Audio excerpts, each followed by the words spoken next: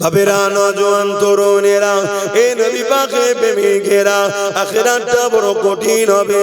আখিরাতের প্রথম ঘাঁটি হলো কবর। দুনিয়াবি জিন্দেগি শেষ হলো মৃত্যু, আর আখিরাতের প্রথম বর্ডার হলো কবর।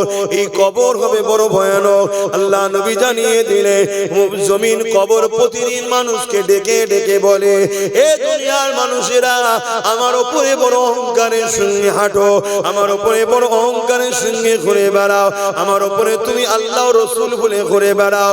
মনে রেখে দিও আমার কাছে আসার আগে তোমাকে তৈরি হয়ে আসতে হবে।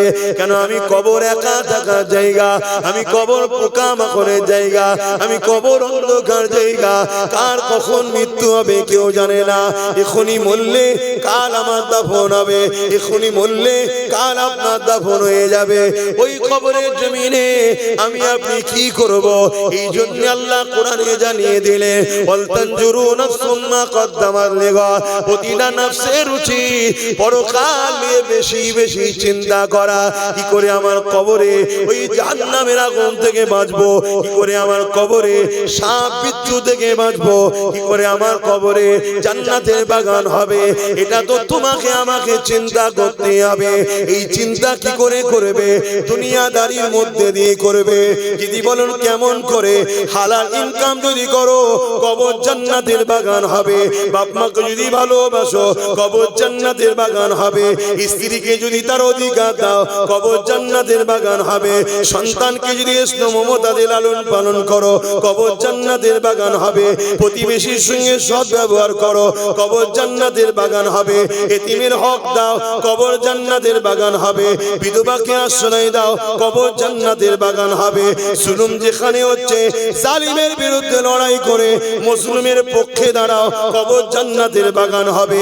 অর্থাৎ তোমার দুনিয়াদারির মধ্যে কবর জান্নাতের বাগান হওয়ার ব্যাপার রয়েছে।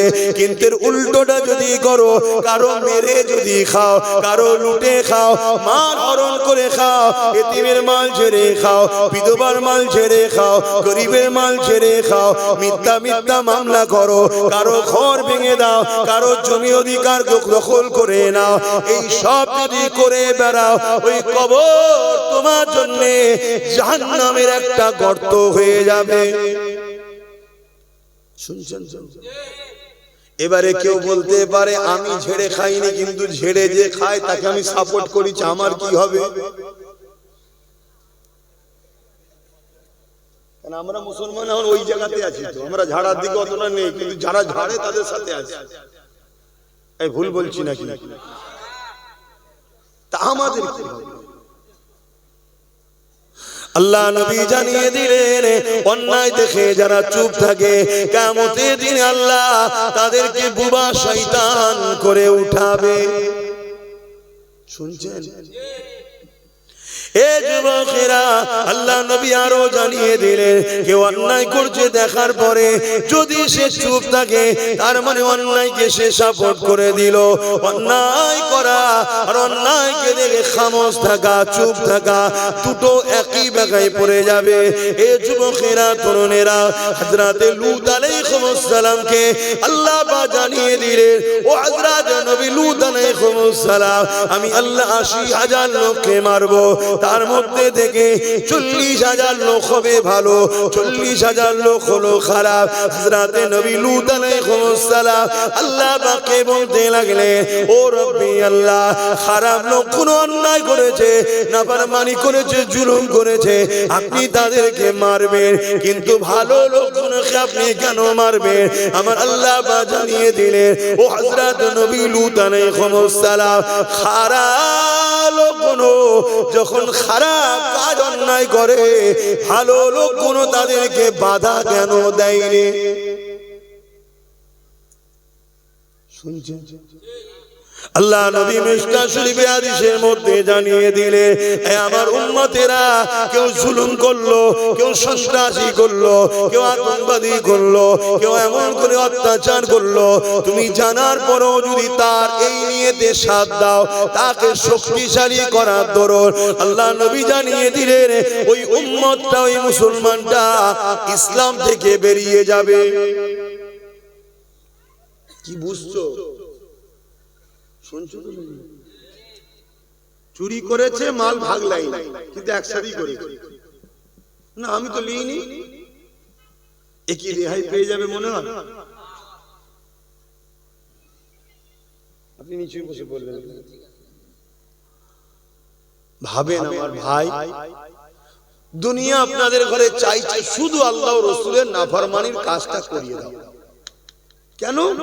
তারা আপনাদেরকে মেরে দিতে চায়, আর যখন মারবে আল্লাহ যদি আপনার উপরে বেজার হয়ে থাকে তাহলে সাহায্য পাঠাবে না, আর যদি রাজি থাকে বদরের মতো ফেরেশতা তাতানাজ্জালু আলাইহিমুল মালায়েকা, আল্লাহ ফেরেশতা পাঠাবে। আর আল্লাহ যদি ফেরেশতা পাঠায় আপনাদেরকে কেউ হারাতে পারবে? বদরে সেই ইতিহাসটা একবার একটু স্মরণ করে দিই। আল্লাহ নবীর কানে খবর এসে গেল মক্কা থেকে 1000-এর উপরে সন্ত্রাস বাহিনী বেরিয়েছে, যাদের নেতৃত্ব দিচ্ছে আবু জাহেল।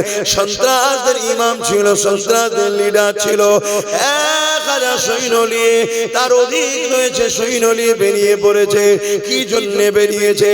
মদিনার জমিনে আল্লাহ নবী সাহাবাদের নিয়ে বড় আনন্দে রয়েছে, বড় আরামে রয়েছে।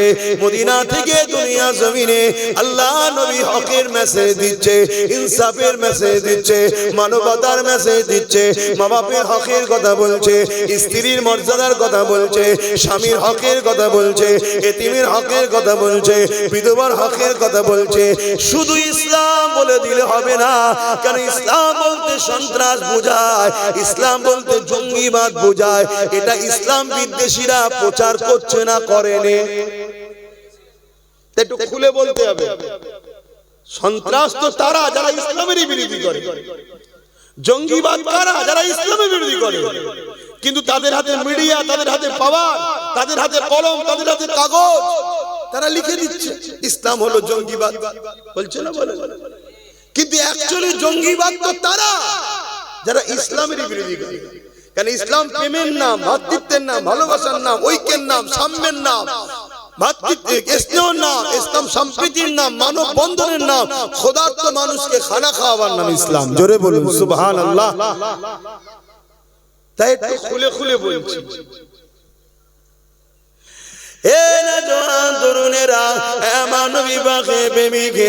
আল্লাহ নবীর কানে যখন এই খবরটা চলে গেল, আল্লাহ নবী মদিনা নবী শরীফে এসে চোখ ভরা পানি নিয়ে সাহাবাদের কাছে হাজির হলেন। সাহাবা হুজুররা আল্লাহ নবীকে জিজ্ঞাসা করলেন, ইয়া রাসূলুল্লাহ, হাবিবাল্লাহ, আপনাকে কে কাঁদালো? কি জন্য আপনি কাঁদছেন? হুজুর আমরা কি জানতে পারি? আল্লাহ নবী বললেন, বাবা সাহাবারা, আমার কাছে খবর এলো 1000-এর অধিক সৈন্য নিয়ে মক্কার সন্ত্রাস আবু জেহেল, উতবা, সাইবা, যারা আমি রাসূলুল্লাহকে মক্কাতে শহীদ করে দিতে চেয়েছিল, আল্লাহর হুকুমে আমি হিজরত করেছি। তারা আজকে মদিনার উপরে হামলা করবে, মদিনায় তারা সমস্ত মানুষের উপরে জুলুম করবে, এবং আমি রাসূলুল্লাহ আমাকে শহীদ করে দিতে চাইছে। সাহাবা তোমাদের উপরে জুলুম করবে, মদিনার বয়স্ক বাপ মাদের উপরে জুলুম করবে, বাচ্চাদের উপরে জুলুম করবে, নারীদের উপরে জুলুম করবে। কারণ এদেরকে আমি রাসূলুল্লাহ চিনি, এরা হলো জালিম, এদের মধ্যে কোনো দয়া ময়া নাই, যেমন চিঙ্গিস খানের মধ্যে কোনো দয়া ময়া ছিল না। নাম শুনেছেন? 1 কোটি মেয়ের ইজ্জত লুটেছে, এই সরি 1 লক্ষ, 1 কোটির উপরে মুসলমানকে হত্যা করেছে চিঙ্গিস খান, 1 লাখের উপরে আলেমকে হত্যা করেছে চিঙ্গিস খান। আর আমার বর্তমান যারা আলেম উলামা ভাইরা আছো, ওপেন বলছি, ব্রিটিশ পিরিয়ডও এত আলেমদেরকে মেরেছিল ব্রিটিশরা। 20-25টা গ্রামে এমন লোক পাওয়া যেত না যে একটা কেউ জানাজা পড়তে পারবে। এই দল ছাড়া নিজেদের মধ্যে ভাগ বাটরা হয়ে আছে, আর জালিমদের পিছনে অনেকে ঘুরছেন। পরিবর্তন হন, ঐক্য হন, সংগঠিত হন। না, আজকের ব্রিটিশ গুলো কিন্তু দিন এসে গেছে, প্রথমে আপনাকে আমাকেই টার্গেটে দেয়। কিছু শুনছেন?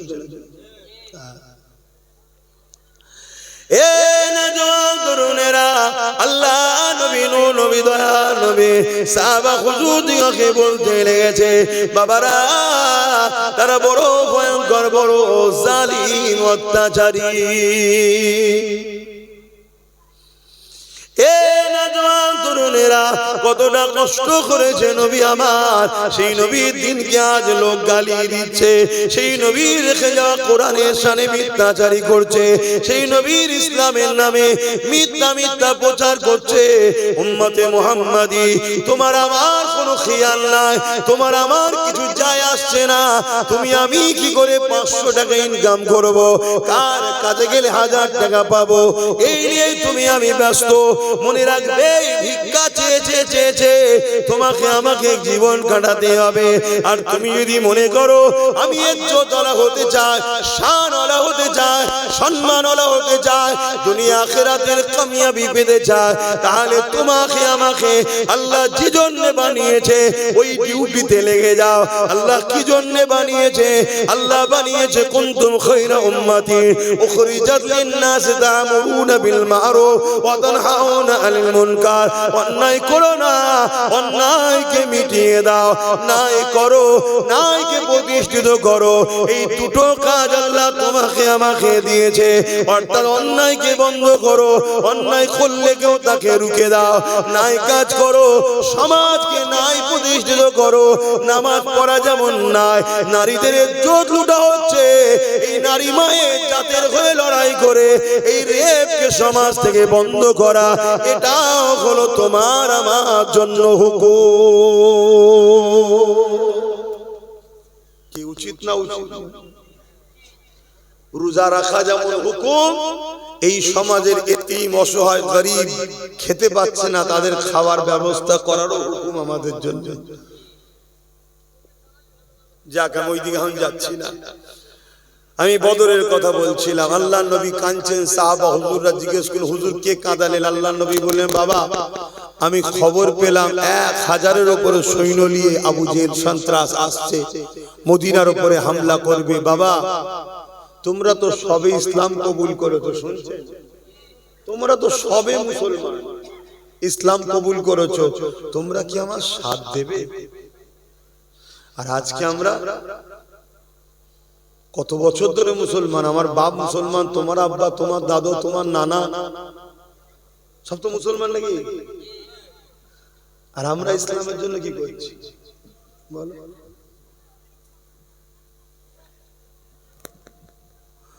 আল্লাহ নবী যখন এই কথাটা বললেন, সাহাবা হুজুররা বলতে লাগলেন, আনসারী মুহাজিরিন সাহাবাদের মধ্যে থেকে হযরত আবু বকর সিদ্দিক, ফুরফুরা আবু বকর সিদ্দিক, দাদা হুজুরের বংশের মুরব্বি, রাসূলুল্লাহ শ্বশুর হযরত আবু বকর সিদ্দিক, তিনি উঠে দাঁড়িয়ে বললেন, আল্লাহ নবীকে সালাম দিয়ে বলতে লাগলেন, ইয়া রাসূলুল্লাহ, হাবিবাল্লাহ, হুজুর আপনি চিন্তা করবেন না, হুজুর আপনি মন খারাপ করবেন না, আমি আনসারী মুহাজিরিনদের তরফ থেকে আমি আবু বকর জানিয়ে দিলাম, আমরা আপনাকে ছেড়ে সরে যাব না।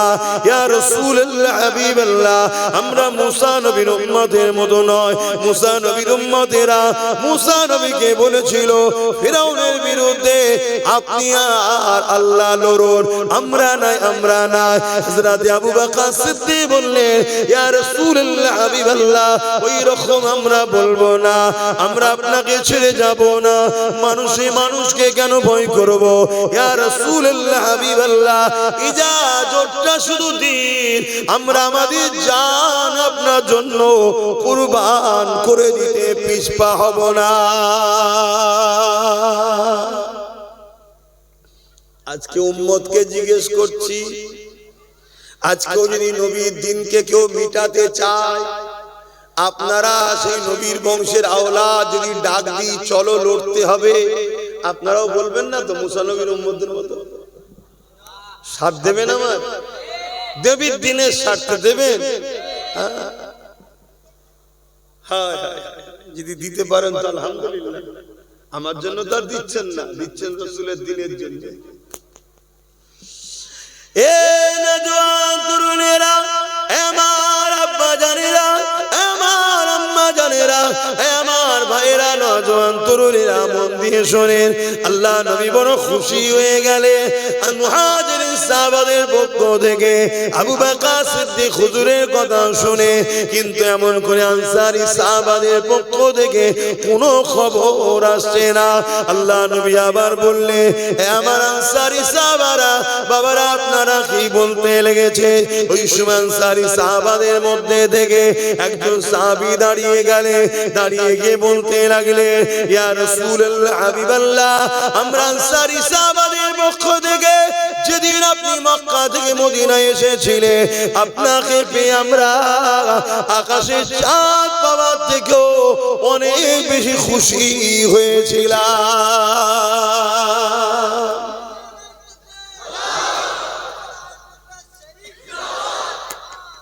আল্লাহ। তো হুজুর, আপনি আমাদেরকে কথা জিজ্ঞেস করছেন কেন হুজুর? আমরা যখন আপনার হাতে বায়াত হয়েছিলাম, নবী বলে রসুল বলে আপনাকে মেনে, আপনার কথাতে আল্লাহকে আল্লাহ বলে মেনে নিয়েছি, সেদিন থেকে আমাদের জান মাল জমি জায়গা ঘর বাড়ি সব তো হুজুর আল্লাহ আপনার। জোরে বলুন সুবহানাল্লাহ। কি মহব্বত দেখুন, আমরা সেই মহব্বত করতে পারছি? আমাদেরকে এই মহব্বত করতে হবে। আমাদের ঘর, আমাদের বাড়ি, আমাদের পরিবার, আমাদের বাবা মা, আমাদের ব্যাংকে, আমাদের পকেটে যেখানে যা আছে, এগুলো আমাদের নয়, আল্লাহ রাসূলের। যতক্ষণ তিনারা নেবে না, খরচ করছো করো, কিন্তু তিনাদেরকে ভুলে দিও না। যখন প্রয়োজন হবে দিয়ে দিতে হবে। কথা কিছু শুনছো ভাই? তবেই তো ঈমানদার। আর নাই মুসলমান তো অনেক। সব মুসলমান জান্নাত যাবে নাকি? সব মুসলমান জান্নাতে যাবে না, ঈমানদার মুসলমান জান্নাতে যাবে। সব মুসলমান ঈমানদার নয়। সব মুসলমান বলুন ঈমানদার নয়, কিন্তু সব ঈমানদারই মুসলমান। সব ঈমানদারই। প্রত্যেকটা মানুষ জন্ম হয় ফিতরাতের দিক দিয়ে মুসলমান হয়ে। এই মুসলমানকে দুনিয়ায় এসে ঈমান নামক নিয়ামতটা অন্তরে ধারণ করতে হয়। যে মুসলমান কোন ঈমান নামক নিয়ামতটাকে অন্তরে ধারণ করতে পেরেছে, অর্থাৎ সে জান্নাতের দেশে যাবার ভিসা পেয়েছে। যে ভাষায় আপনারা বুঝবেন, কি এক দেশ থেকে আরেক দেশে যেতে গেলে ভিসা লাগে না লাগে না? তো দুনিয়ার দেশ থেকে জান্নাতের দেশে যাবেন ভিসা ছাড়া? এই দুনিয়া হলো ভিসা অফিস। এই বাঁদিকের স্তনের নিচে যে অন্তর রয়েছে, রূহ রয়েছে, হৃদয় রয়েছে, কলব রয়েছে, এটা হলো পাসপোর্ট। এখানে আপনাকে লা ইলাহা ইল্লাল্লাহ মুহাম্মাদুর রাসূলুল্লাহ সিল মারতে হবে। ওই অন্তরটা, ওই দিলটা, ওই সিনাটা, ওই শরীরটা, ওই মানুষটা আল্লাহর জান্নাতে যাবে। জোরে বলুন সুবহানাল্লাহ। আর যার এখানে নেই, সে তার বাপ হাজি, মা হাজি, পরিবারের সব হাজি, বাপ হাজি, বাপ পীর, দাদু পীর, সব পীর তো কি হয়েছে শুনছেন নাকি? সব জান্নাতে যাবে, সে বেটা ফসকে যাবে। কিয়ামতের দিন অনেক বাপ জান্নাতে যাবে, ছেলে জাহান্নামে চলে যাবে। অনেক ছেলে জান্নাতে যাবে, বাপ জাহান্নামে চলে যাবে। অনেক মা জান্নাতে যাবে, মেয়ে জাহান্নামে যাবে। মেয়ে জান্নাতে যাবে, বাপ জাহান্নামে যাবে। কিছু করার নেই। এটা দুনিয়ার সম্পর্ক, বাপ বেটা, ভাই বোন, স্ত্রী, দুনিয়াদার। মৃত্যুর পরে সব সম্পর্ক শেষ। কিয়ামতের দিনে আজব বিষয় হবে, আজব বিষয়। কিয়ামতের দিন দেখা যাবে এমন এমন লোক জাহান্নামে যাচ্ছে, যাদেরকে দেখে ময়দানে মাহশরে সবাই অবাক হয়ে যাবে, এই লোকটা জাহান্নামে যাচ্ছে, কি রে? আমরা তো জানতাম ফেরেশতার থেকেও ভালো। শুনছেন? আবার কিয়ামতের দিন এমন লোক জান্নাতের লাইন দিয়েছে, যাকে দেখে সবাই মাথায় হাত দিয়ে সর্বনে জীবনে ভালো কাজ করেছে দেখিনি, এ জান্নাত যাচ্ছে কেন? শুনছেন? খুব সাবধান, খুব সাবধান। আল্লাহর হুকুম মানেন, নবীর হুকুম মানেন, কিন্তু এই হুকুম মানেন মহব্বতের সাথে, রাসূলকে আদবের সাথে মেনে নিয়ে। কষ্ট হচ্ছে না তো? একটু বলি নাকি?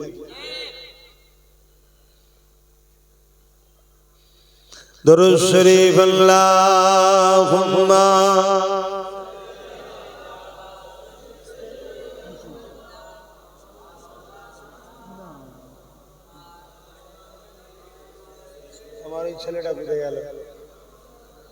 আমার সাথে যে ছেলেটা এসেছিল কোথায় গেল? ও আসলে ওকে বলে मेरी उल्फत मदीने में यूं ही नहीं, मेरे आका का रोज़ा मदीने में है। आरो जोरे बोलूं सुभान। मेरी उल्फत मदीने से यूं ही नहीं, मेरे आका का रोज़ा मदीने में है। मैं मदीने की जानिब न कैसे खींचूं, मैं मदीने की जानिब न कैसे खींचूं, मेरा दीनो दुनिया मदीने में है। আমাদের সবকিছু তো রাসূল, তাই তো নাকি? এইটা যে করতে পেরেছে সে দুনিয়া আখিরাতের কামিয়াবি পেয়েছে, আর এটা যে করতে পারেনি সে দুনিয়াতেও শেষ আখিরাতেও।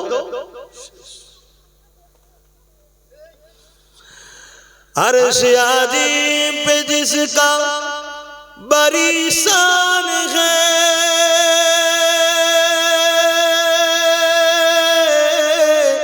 रोज़ाए मुस्तफ़ा जिसकी पहचान है, रोज़ाए मुस्तफ़ा जिसकी पहचान है, जिसका हम पल्ला कोई मुहल्ला नहीं, जिसका हम पल्ला कोई मुहल्ला नहीं, एक ऐसी मुहल्ला मदीने में है।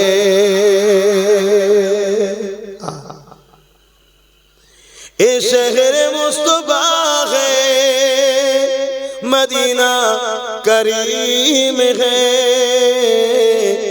ये शहर मुस्तफा है, मदीना करीम है। सबको निभा रहा है, मदीना करीम है।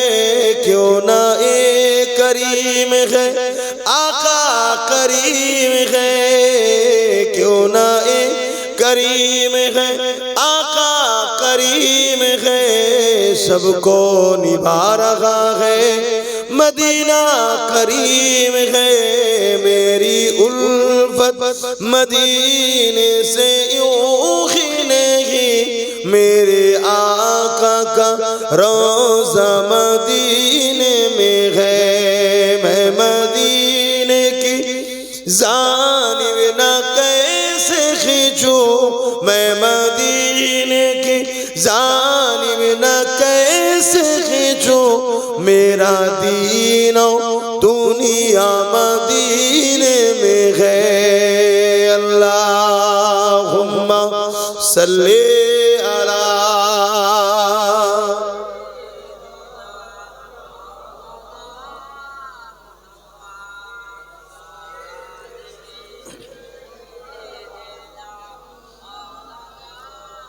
আমার বাপ জানেরা, নওজওয়ানেরা, আনসারী সাহাবা হুজুররা জবাব দিয়ে দিলেন, ইয়া রাসূলুল্লাহ, হাবিবাল্লাহ, আমরা আমাদের জান মাল সবকিছু আপনার কদমে কুরবান করে দিয়েছি।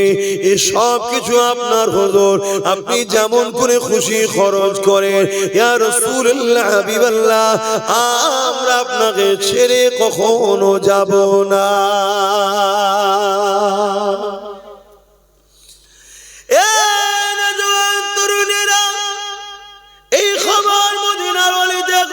ছড়িয়ে বলল। হঠাৎ করে এক বাড়ি থেকে কথা কাটাকাটির আওয়াজ হচ্ছে, চিৎকার চেঁচামেচির আওয়াজ হচ্ছে। কি হয়েছে? বাপ আর বেটাতে ঝগড়া লেগেছে। ঝগড়া তোমার আমার গ্রামের মতো ঝগড়া নয়, এই ঝগড়া হলো জান্নাত কেনার জন্যে কম্পিটিশনের ঝগড়া। বাপ বলছে বাবা ছেলে তুমি ঘরে থাকো, আমি রাসূলুল্লাহ সঙ্গে বদরের জমিনে যাব। যদি জালিমরা হামলা করে দেয়, রাসূলুল্লাহর জন্য নিজেকে ঢাল বানিয়ে আমি শহীদ হয়ে জান্নাতে চলে যাব। ছেলে বলছে না আব্বা জান, এই সুযোগ আমি আপনাকে নিতে দেব না, এই সুযোগ আমি হাতছাড়া করব না। আমি জান্নাতে যাব, আমি রাসূলুল্লাহর সঙ্গে বদরে যাব, বদরে যাব। এ যুবকরে তাদের কি ঈমান ছিল, রাসূলুল্লাহর জন্য মরলে জান্নাত পাওয়া যায় এ বিশ্বাস তাদের ছিল। কেন তোমার আমার বিশ্বাস হচ্ছে না? আল্লাহ নবীর জন্য, নবীর দ্বীনের জন্য, কোরআনের জন্য, আল্লাহর জন্য কেউ যদি পক্ষে থাকে লড়াই করে, সে যদি অবস্থায় মারা যায়, আল্লাহ তার জীবনের গুনাহ মাফ করে বেহিসাব জান্নাতি করে দেবে। আর আল্লাহ যদি তাকে বিজয় দেয়, দুনিয়া তো সম্মানিত করবে, আখিরাতেও আল্লাহ সম্মানিত করবে।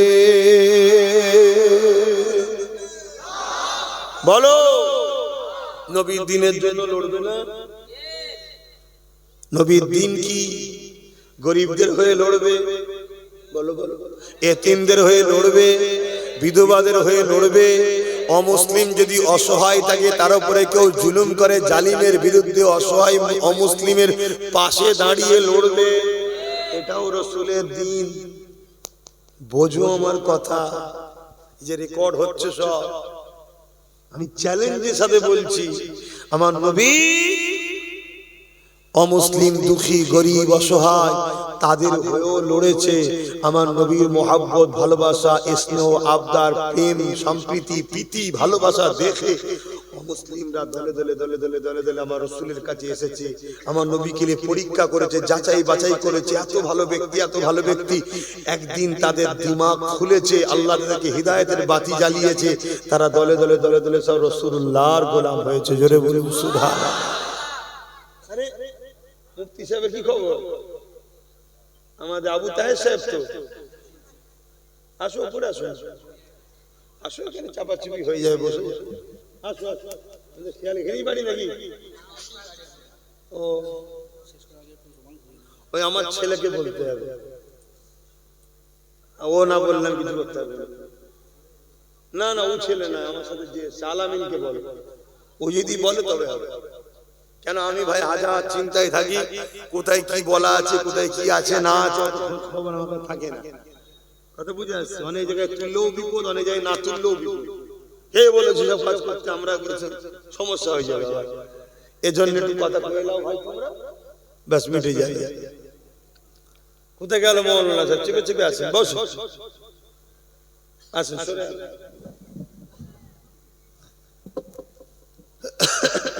শুনছেন ভাইরা? হ্যাঁ, বাপ বেটায় কি লড়াই হচ্ছে বলো?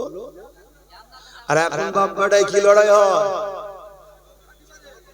যে এলাকার বুথের টিকিটটা আমি নেবো, কেন মেম্বার হলো চুরি করে খাবো, হয় না? হয় না? কিন্তু সেই বীজটাও মমতা মেরে দিয়েছে, জানো? খবর রাখো। হ্যাঁ, এই খবর আছে না নেই? একটুখানি বলি রাজনীতির কথা, অসুবিধা একটুখানি। এই যে ওবিসি সংরক্ষণের নামে ওবিসি তালিকা এমন ভাবে দিয়েছে, আগামী দিন কোন মুসলমান আর কোন মুসলমান বুথ লেভেলের পঞ্চায়েতের যে সদস্য টিকিট আর পাবে না, জিততে পারবে না, দাঁড়াতে পারবে না ভোটে। তোমাদের খেয়ালই নাই। তোমরা ভাবছো শুধু মুসলমান চাকরি পাবে না আর পড়াশোনা করতে পারবে না, কথা ঠিক, ওটাও হবে না। ওবিসি সংরক্ষণ যখন শেষ করেছে, এতে মুসলমানের ছেলেরা আর কোনো চাকরি পাবে না, কোনো ভালো স্কুলে পড়তে পারবে না, শুধু ওটা